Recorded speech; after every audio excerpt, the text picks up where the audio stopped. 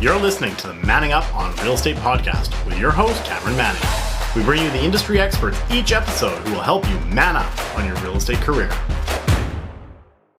All right, welcome back to the Manning Up on Real Estate podcast. It has been a minute, but we are back and we are going bigger than ever. We're going to bring you those interviews that you need to hear to help you man up on your real estate career. Whether you're an investor, you're a realtor, you're a mortgage broker, we are here to provide you guys value so you can continue to level up your game.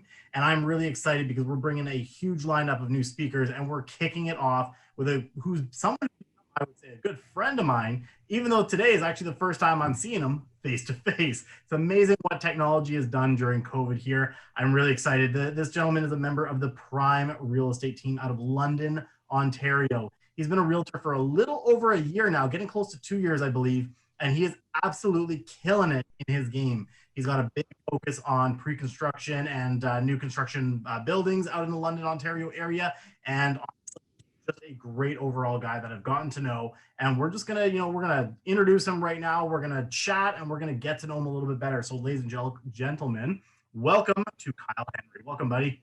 Thank you so much, man. It means a ton to even be on this podcast with you. So thank you. Well, we appreciate you taking the time. I mean, I know you are an extremely busy agent out there. I mean, honestly, I watch what's happening over at Prime all the time. And every single one of your agents is just really killing it out there. And I mean, as I mentioned, just like everyone else, you are out there, you're in the field, you're grinding. And I see it, man. I see it and I respect it. Thank you so much, man. Yeah, I'm blessed and privileged to work at the Prime Real Estate Brokerage with this team because everybody, even though we're individual agents, we push each other to, go beyond what our goals were. Like we have our stretch goals, we have our goals, and everybody's just pushing each other, which is so awesome. That's great. I mean, that's what you need when you're working with a team, when you're working with a brokerage. People who are going to be there to help motivate you. They're going to train you. They're going to motivate you, and they're going to push you at the end of the day. Because if you don't have that, it's easy to stagnate. Totally, right? Especially because you're your own boss, right? So it's easy to get stuck at home on the couch and binge a couple series on Netflix. So I totally understand. Yeah, no, I totally know that for sure. Now let's get to know you a little bit better because obviously you and we've talked a lot. We chat once a week now. I've gotten to know you a little bit better. Let's kind of take it back before real estate. Let's get to know who Kyle was and what led up to your decision to become an agent. So what industry did you come from then? So I was still in sales. I came from a recruiting and sales background. So I worked for a recruiting company. So like a headhunter. I was a headhunter, but I oversaw an entire team for a division of specific skill sets that we would go out and try and get organizations to use our services and recruit for them. We would take on their entire recruiting strategy, their implementation, their everything from start to finish, and we had that project, me and my team. So that's my background in terms of the previous industry I was. I led a team of 5 individuals. I was a sales manager there for 4.5 years. And then, I loved it there, but I always had a passion for real estate because I come from a background to put myself through university. I would build homes and I would do the construction, the laborious jobs. I was the one actually doing, swinging the hammer every single day. So my love for real estate and then my love for business and sales, I figured I would just mesh the two and become an agent. Yeah, I mean, hey, that's a great way to do it. I mean, you've got those sales skills already coming into the industry, but then you just said so you were on site, so putting yourself through school, second university or whatever, swinging hammers. So what were you doing on site besides just swinging hammers? Was it framing? Was it like? Let's go deeper into that. Yeah, so I did a little bit of everything, to be honest with you. I did framing for a couple of summers in between my school years, and I was building. We would build out 2 to 3 homes within that duration of time because I wasn't there for the full year. So we would frame up from start to finish, from foundation and up, everything. We would do the roof, we would do the walls, we would do the floor joists, all of that installation. And then on the flip side of that, I also did a little bit of plumbing and heating. So my brother owns a company in Vancouver. So I would go out there every summer. I got to spend the entire summer in Vancouver. Who's going to say no? Yeah, who can complain about that, right? Yeah. Well, and I got to hang out with my brother, but I also got to learn another trade, which is awesome, right? I'm nowhere near a journeyman or a ticketed tradesman. Don't call me to fix your toilet or your sink because I don't know how to do it. But to be able to see the process, it's really, really great to know that skill set especially in the skill set that I do here, which is new construction. I mean, be able to speak that language, not only to builders, but to consumers. It's really, really nice to have that knowledge.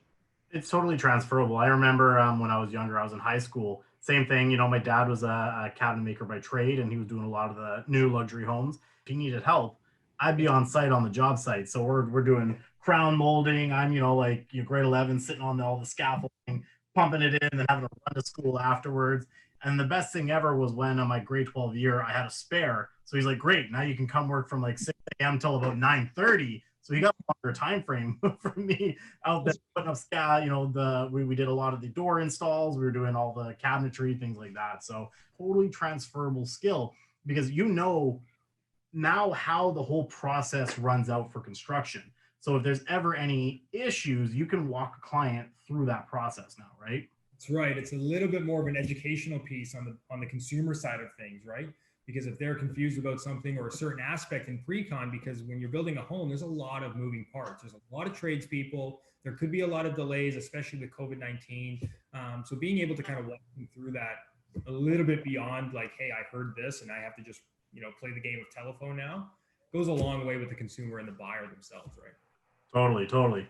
And then, so you went from that into obviously working in sales, doing the headhunting work, building that sales skill out, which again, totally transferable. Now you're in the sales industry full time as an agent. Your job is marketing and sales. So what skills did you learn? Like, what was the big thing that you took away from that sales job that you felt really impacted your career as a realtor now?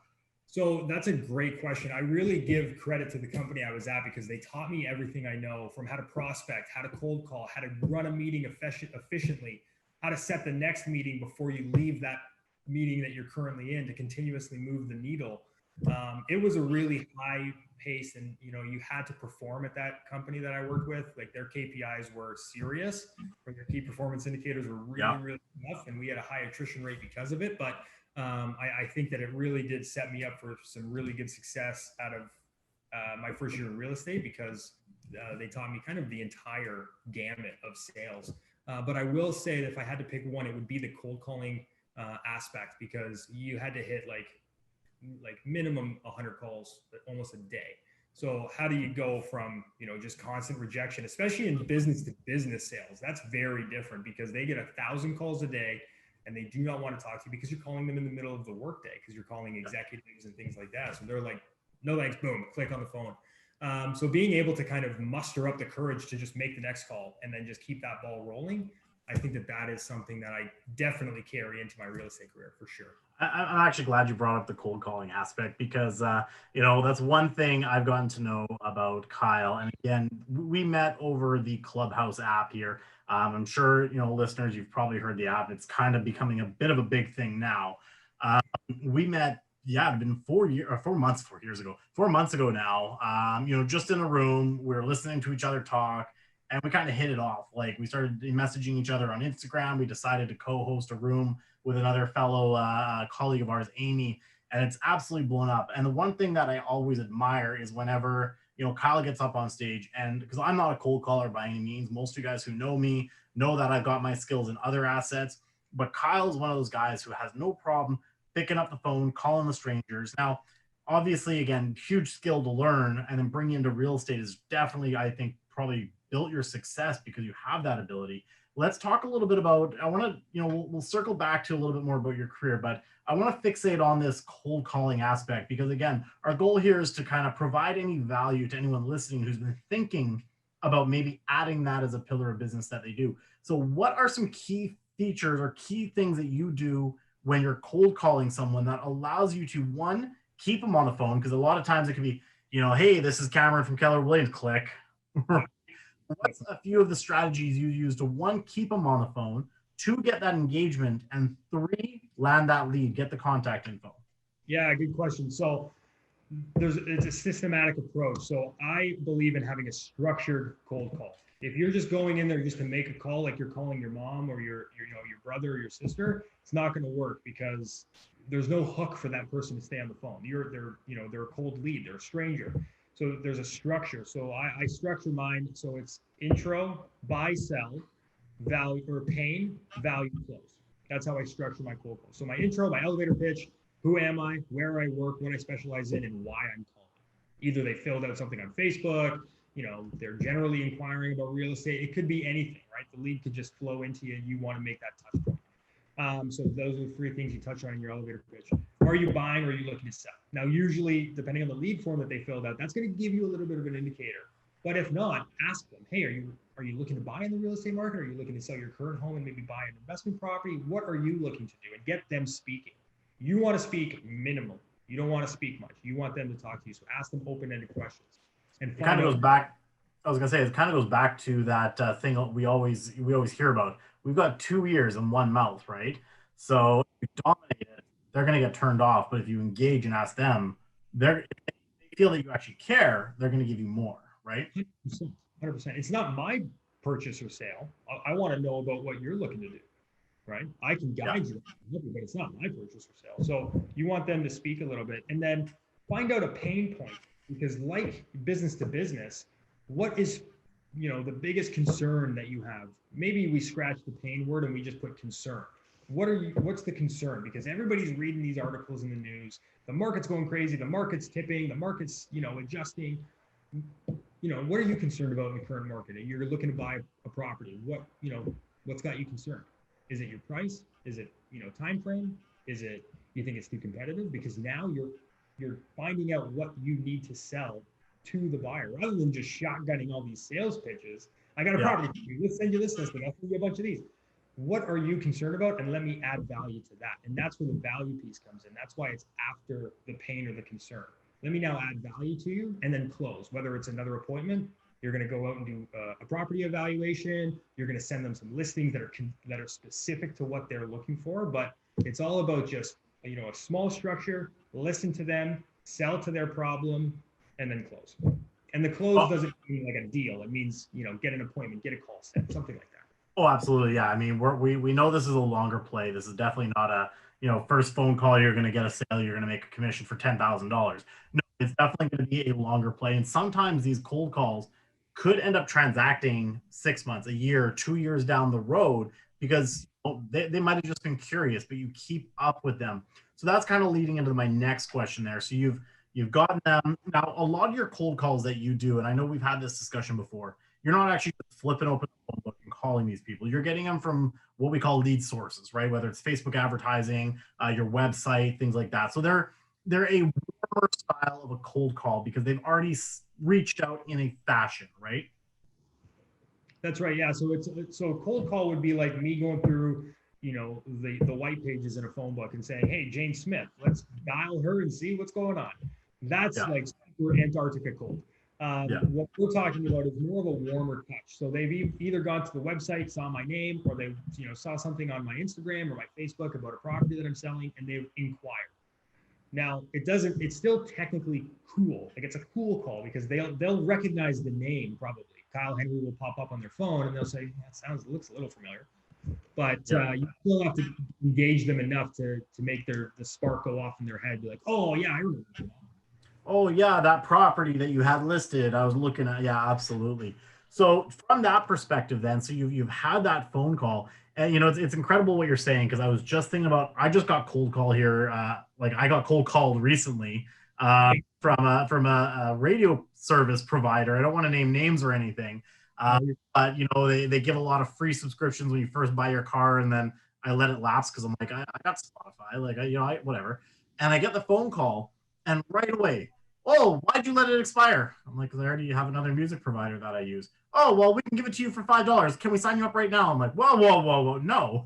Right? And she just kept harping on it. I was like, we're better. I'm like, you're not creating any, she wasn't creating any value for me.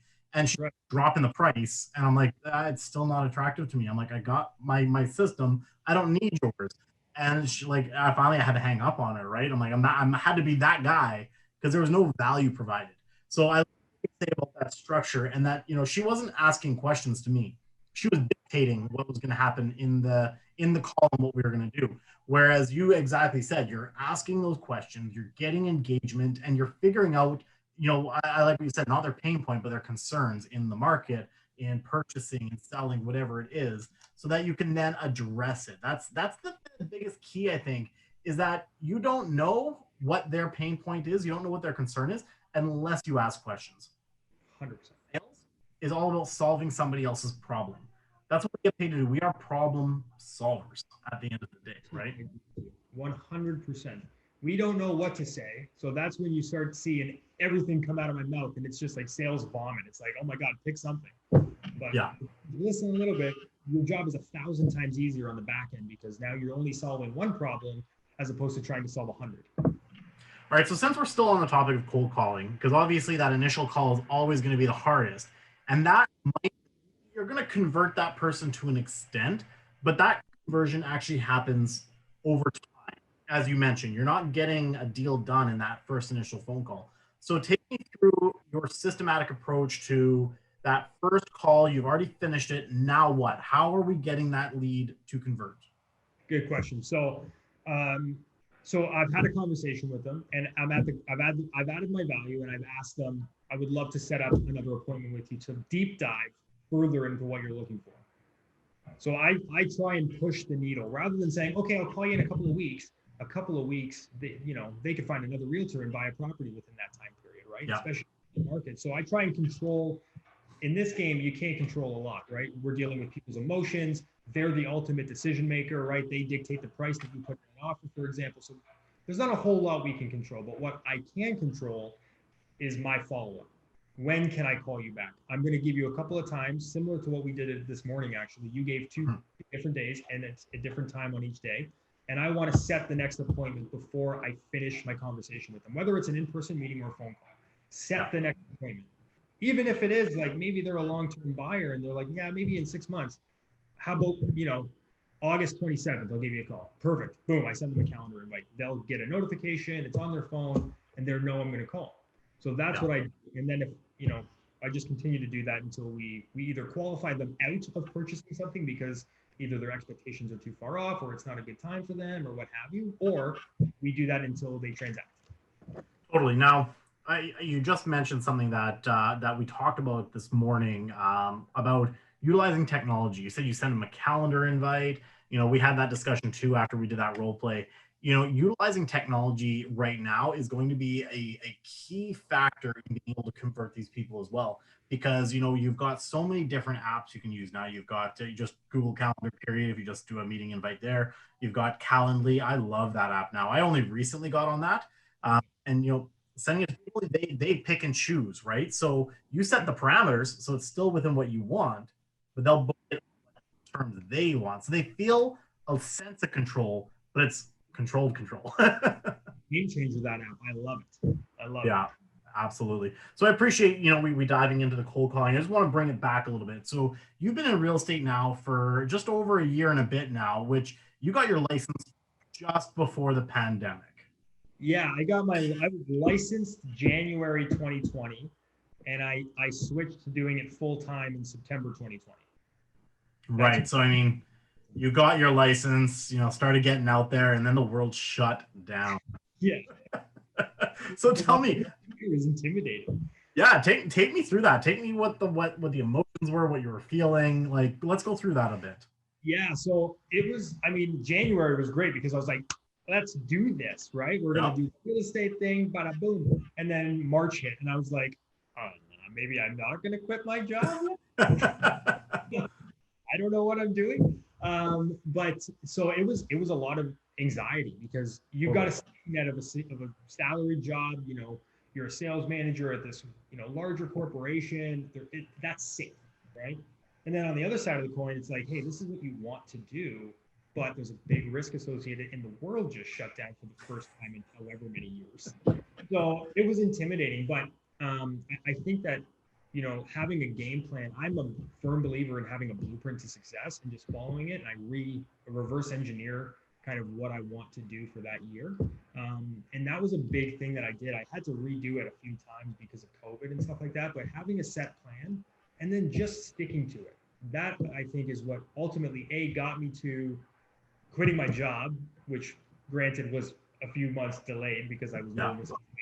But ultimately got me to where I wanted to be by the end of my first year of real estate at the same time, being able to do both jobs literally at the same time. I wish I took photos of it because I would have my work laptop, my 9 to 5 laptop on this side, and then my personal business laptop on this side. And I would just like go back and forth. I'd make a call for work. I'd make a call for real estate. So that's what it was. It was just, following the blueprint that you make for yourself. And that's kind of how I was able to get through my first year in real estate during COVID and during the craze of COVID too. Oh yeah, no, it's insane. And honestly, I don't think anyone can blame you for feeling that nervousness because again, you're about to embark on something and this unknown just flies in and literally disrupts everything. Like it's not just, our business as realtors, it literally was the world. So, absolutely, I think playing it safe was a smart way to go. Because honestly, like I've been in the business by that point almost 5 years, and even me, I'm like, I don't know what to do. Like we're at home, I can't go show properties, I can't go for meetings. The lucky thing for us is that we obviously do a lot of pre-construction as well, and right when COVID was hitting, we were closing 76 units that month, and just having the time because everything else went on hold. That building was still closing, and that developer was still making sure. And he's like, I'm not delaying anything for COVID. So our buyers, the lawyers were closed. Yeah. We're about not being able to go in and sign things. So and BC didn't get on board with having lawyers witness via Zoom until months after every other province had gotten on board.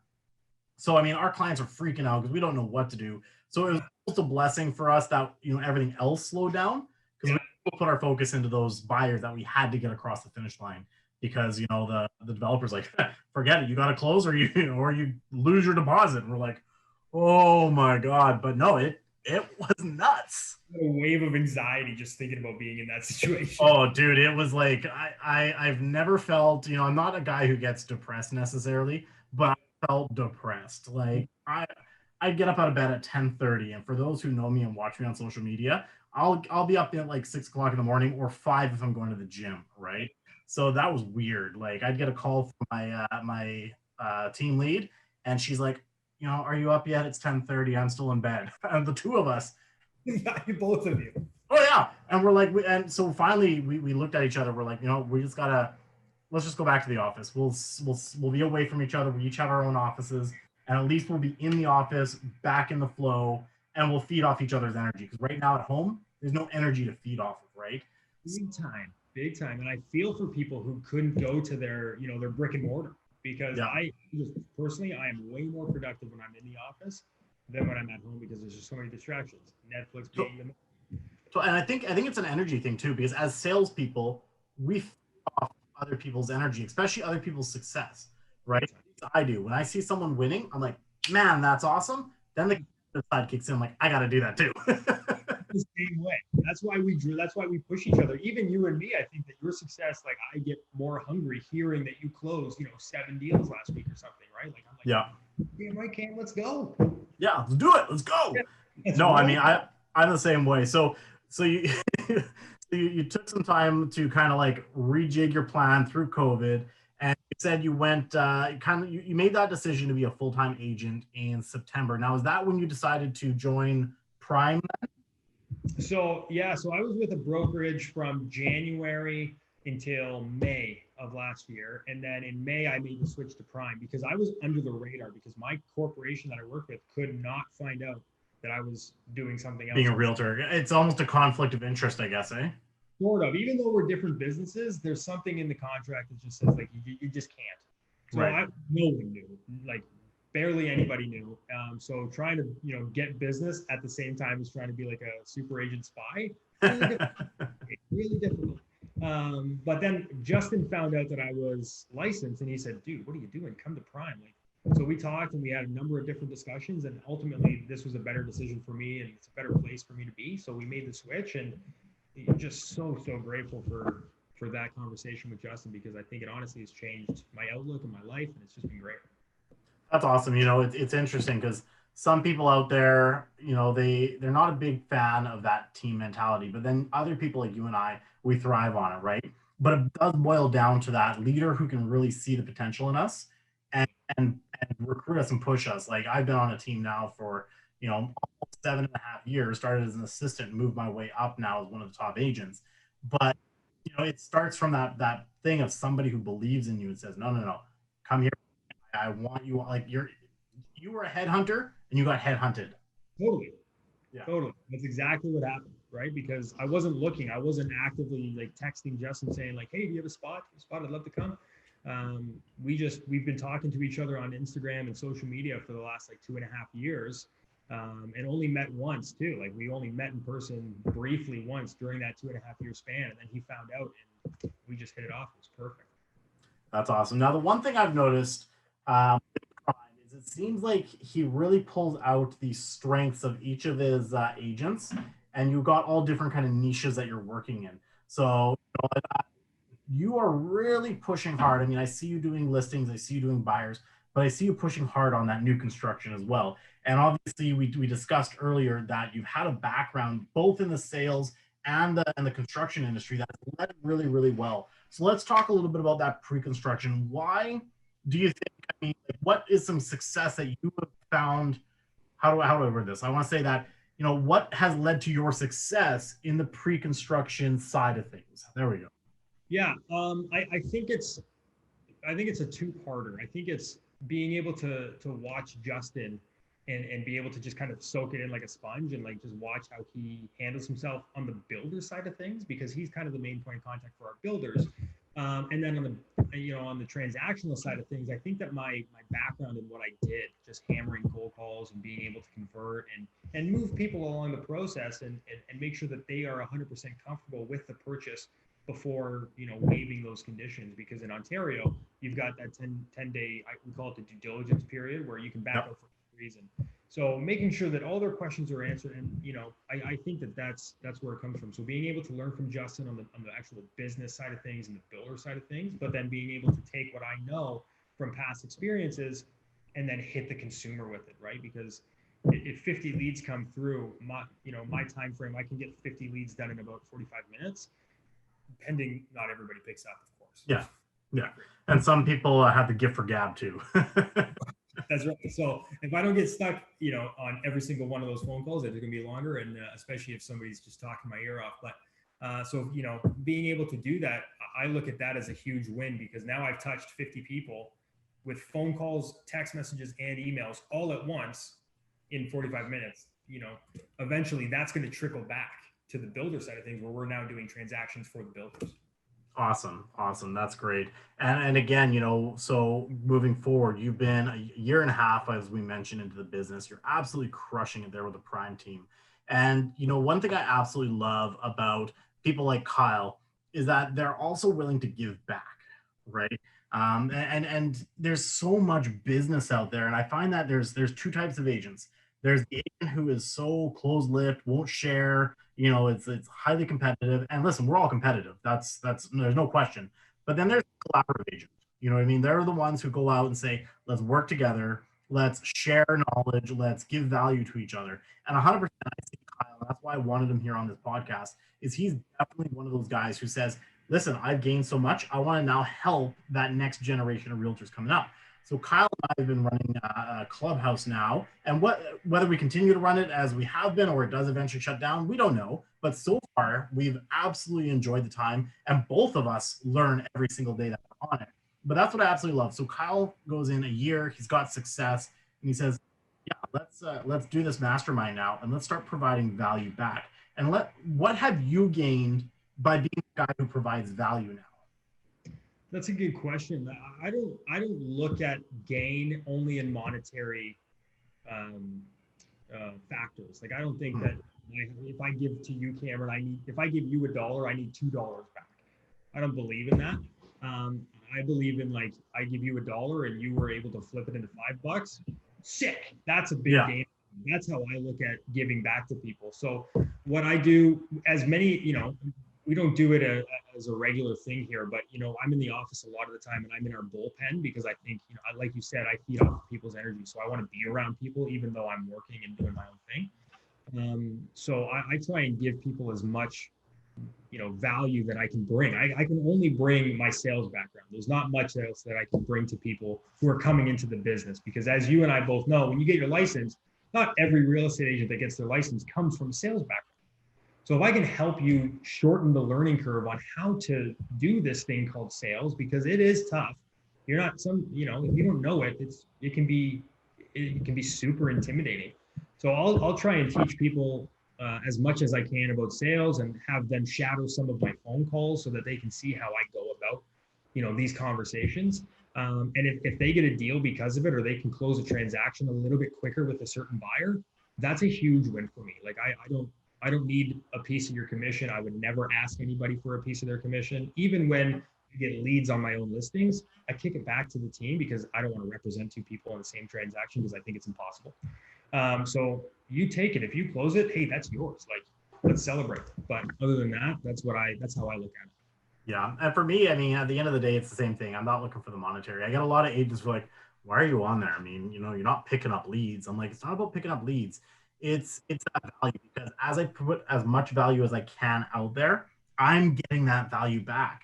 At the end of the day, the systems that I have grown in the last 4 months have become like, it's because I've been in a room, even that I'm hosting, and someone else drops that golden nugget. Again, it's not monetary, but I know that if I incorporate it into my business, I'll be more successful long term. That's right. So it's amazing. It's this reciprocity that we've kind of established through that platform, and it's whether it's Clubhouse or any other platform. It's been it's networking at the end of the day, right? And it's been something that's been missing through COVID, because I mean, I used to go to 3 or 4 different networking live person events every month. That's where I would meet people, add value, maybe pick up a lead or two, and do some transactions. And that's been taken away from all of us right now.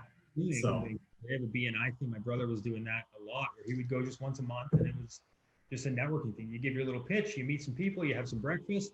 But I think this is such an underrated platform. I mean, everybody, 100%. whether you're a realtor or you run a hot dog stand, you should be on Clubhouse just mingling and learning. It is thousands of dollars of free information. Like I said, for free. Like that's a no. Yeah. It's essentially you're paying for, all those different coaching programs, and same thing, you're getting it in small doses with the people who already spent the money on those courses. Now just regurgitating that information, absolutely nothing. And whether you come up on stage or not, like, no big deal. Just being involved in that app, you're going to gain so much. And I think it timing wise, it came out at the opportune time, especially for us Canadians who are, at the time of recording this, still in some form of restrictions, lockdowns, or anything like that. I can't even go shopping until Friday. I'm not allowed to go shopping. Dude, we got to get you out to Vancouver. Our restrictions haven't been as bad. I'm on my way in September, just a few short months. Yeah, I'm looking forward to it. I'm looking forward to the face-to-face. That's the one thing, between all these relationships we've created online. Again, as we were recording this, I was making the joke earlier before we started recording. This is the first time that Kyle and I have actually been quote unquote face-to-face, as we're doing a Zoom call here. We've seen each other on Instagram, on Facebook, things like that. So, we've gotten to really know each other on a deep level. And that's what I appreciate about platforms like Clubhouse, is we've actually created not just like, acquaintances and colleagues, we've created friendships through this app now. And I can see that carrying on for years to come. And that network is just broad. If you're a real estate professional, whether again, you're a realtor, broker, or, an investor, it's that broader reach, because now you can look at your business on a global scale, right? We've got great people that I've met from Portugal, from all over US. I was talking to someone the other day from Brazil. Like, your business is now a global business, and that's one of the most amazing things that we can ask for through the pandemic, right? 100%. I agree 100%. The more outreach you have, the more it's going to trickle back, whether it is monetary gain or it's just friendships. Like, I feel like if I were to go to Vancouver right now, I could just call Amy or Cam and just say, hey, I'm in town. You want to get a coffee? You want to grab a bite to eat? What do you want to do? Like, I would say Amy or Cam or and. Yeah, exactly. There we go. No, it's awesome. And, I just see this thing continuing to snowball. Obviously, like anything, it's in its infancy stage. We don't know where it's going to go. And that's the interesting thing, is this whole time we've been doing this, it's been on a beta test, It's crazy. And it's blown up. I think we've got a proven track record as a Clubhouse community launch this thing full blown, for full bore. Yeah, 100%. All right, let's talk about going into the future a little bit now. So we've talked about what got you into real estate. We've talked a little bit about what you're doing right now. What is coming down the pipeline for Kyle Henry? What is the future looking like? If we're getting together in the next 5 years, what have you accomplished that you'd be like, you know what, Cameron, man, I am so excited. I got to tell you. Yeah. You know what? I think it's just, diving more into the new construction world. Like I am kind of stretching myself all over the map because I want to, anything that's residential, I should say, I'm stretching myself, whether it's buyers, sellers, investors, or new construction. I'm kind of like an octopus and I'm trying to dabble in everything. But I think 5 years down the road, I would love to just be hyper-focused in new construction and just have, project lined up. And just working to sell off those lots. Like that's ideal for me. Like I just want to be almost get into that development yourself then. Yeah, totally. Right. Like I would love that. And then also like I would love to have, like 20 units under my belt. Right. Hey, I appreciate that too, because every realtor has the opportunity to be an investor, but a lot of them take that opportunity. And I'm a huge advocate of every agent should also be an investor. We should invest in the product that, and it's exciting to say that you want to get onto that development side because you bring that aspect that's going to be key for the development to know how to market, how to sell, how to build, all that aspect. And why not get a piece of the action of that too as a developer? Like it makes a lot of sense. For sure. If I can, I would love to. Like that is a little outside of my knowledge at the moment, but 5 years down the road, who knows, right? Maybe I could do something small or a small little project, 3 lots or something. Who knows, right? Well, 5 years is when you think about it, it's a long time. Look how slow this last year's been with COVID. There's lots of time to build new skills. And I mean, not only that, I find everything's from a learning perspective through different apps like Clubhouse. Things are actually getting faster on the learning curve because you have access now is the key, right? I was just going to say that I should just change my settings on Clubhouse and just get more developer rooms going. Right. There you go. Start networking with those guys. And next thing you know, it'll be a year from now versus 5. And at that 5-year mark, you're going to be calling me up, Cameron. Yeah, I've got an investment. There's like a 300 unit project I'm ready to develop. Do you have any buyers? Yeah, exactly. That goes back to it though, right? I can call you and say, hey, I got a project. Do you have any buyers who want to buy in Ontario? 100%. It's crazy. It's crazy. It's phenomenal. And again, it's no longer, I see a lot of the realtors are still city specific. Even like our lower mainland is very dense. We've got a lot of cities all kind of jammed together. And yet there's still an expert in their one market of this greater pie. And I'm like, no, we are global now. You know what I mean? I just saw someone post it today. They're like, does anyone know, does anyone do any business in New York? I'm in Vancouver. I said, yes, absolutely. I've got partners in New York. I'm not there. I've never been in New York, but I know I can service that through my connections, right? 100%. I don't know if you're in the Sirhan program, if you've done it. Oh, yeah. Yeah. Oh my God. The membership course is just phenomenal. And the fact that, you're networking with people specifically in New York, that's a great point, right? You can call somebody up, hey, I got business for you. Yeah, no, I the minute Sirhan was launching his course, I know Justin went the pro membership. I wasn't quite there, but I think I was in his first 100 that had signed up for the actual course part of it, and a part of the community ever since. Like it's phenomenal. Again, just more ways that you're connecting with people on a global scale and add value to each other, right? 100%. And that's what it's about, right? It's just about adding value, right? If you're knowledgeable in a certain thing and you can add some 2 cents, you might as well share it, right? Because Jazz Takar says this incredible quote, and I love it so much that I actually wrote it down on one of my notes in my phone. It's if there should be enough pie for everybody at the table, and if there isn't, we're just going to bake more. Everybody should be able to eat. Everybody should be comfortable and it shouldn't be this like shark eat shark world where this is mine, get away from me. We should be collaborating with each other and helping everybody grow together rather than, one person excelling at the top. That's my belief. I love that. If there's not enough pie, then make another one. That's phenomenal. Yeah. Jazz is awesome. He's been on our podcast in the past. We did a small mini series during COVID at the beginning called the Corona Chronicles, and I was bringing out all these amazing speakers during it. So if you guys are listening and you want to catch some of the older episodes, feel free to check those out. Corona Chronicles was awesome because we were trying to find alternative investment strategies for our investors during COVID when you couldn't actually go look for homes. And Jazz and I, we cut it up. We had a great conversation about Toronto market, Vancouver market, why we think it's going to go crazy.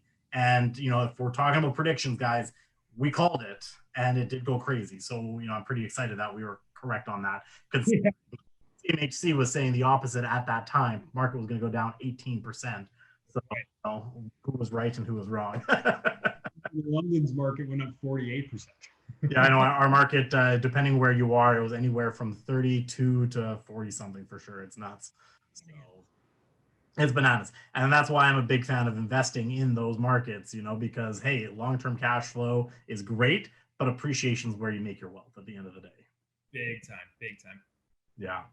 Well, Kyle, I appreciate, I want to make sure that I respect your time. We're getting close to our hour here. And I know, like, if I keep you here, it's going to keep you out from servicing your clients and in the field. So I truly do appreciate you coming on the podcast. I appreciate you being a partner of mine on the mastermind that we run. And I appreciate you just as a general human being. You're just cut from the earth. You're amazing. I highly respect you. And I hope you guys all enjoyed Kyle on here. One thing I've always done, and I'm going to continue it with this new launch of the podcast, is asking our guests for a book that has extremely impacted you in your life, your career, anything like that. What would be that one book that you would highly recommend everyone goes out and read? It's such a good question. And I'm a big reader, so I'm going to try and narrow it down. And I really Rich Dad, Poor Dad. I've read a ton of books. I read 35 last year, and Rich Dad, Poor Dad was always one that I read year over year, because whether you're talking about real estate or not, it could be anything. It's a different mindset shift than what you're taught in school. And I think that that's an educational lack that we have in the educational system, in my opinion. I would recommend that to anybody who, asks me on the street, what would you recommend as a book? And honestly, I think that a lot of realtors and most investors out there would probably say that was the pivotal book that changed things for them to get into this career. And I 100% agree with that. That book is phenomenal. So if you're listening and you haven't read that book yet, I highly recommend. They've got an Audible version now. You can go on Amazon, pick up that book. It is a life-changing book. And it's not that you're going to learn the skills of investing necessarily, but you're going to learn the mindset of investing. And once you have that mindset shift, everything will change for you going forward. So I highly recommend picking that up. Again, Kyle, I appreciate you so much. Thank you so much for taking the time out of your day to give back to our community on the Manning Up on Real Estate podcast. I just want to turn it to you, brother. Do you have any other closing comments you want to leave them with? No, I just want to say that you are, somebody I hold in such high regard, and I absolutely am so privileged and honored that you even asked me to be on this podcast with you, man. I love you. I love our rooms and masterminds that we do. And these last 4 months knowing you, buddy, changed my life. So thank you so much. Absolutely. Same goes for you. And ladies and gentlemen, if you want to connect with Kyle, he is an expert in the London, Ontario market. He's an expert all around Toronto as well. Like, he's got connections all over the place. So if you want to reach out to Kyle, what's the best way to reach you? I mean, what's your social handles? How can people get in contact and give some value to you, buddy? Yeah, if you just go Kyle at Prime on Instagram or really any social, you'll be able to find me, and all my contact information is on my social. So if you want to text me, everything's there for you. All right, guys, go hit up his Instagram, give him a follow, show him some love. And again, if you're looking to get into the market anywhere in the London, Ontario area, he is your guy. So make sure you hit him up. That's about it for us today. Thank you again so much for listening, everyone. We're going to be back. We're coming back harder than ever. We're going global with this podcast, and I'm excited for you guys to come along with that journey. If you do want to connect with Kyle, I will link everything to connect with him down in the show notes. And ladies and gentlemen, that's it. Thank you so much, and we'll catch you on the next one.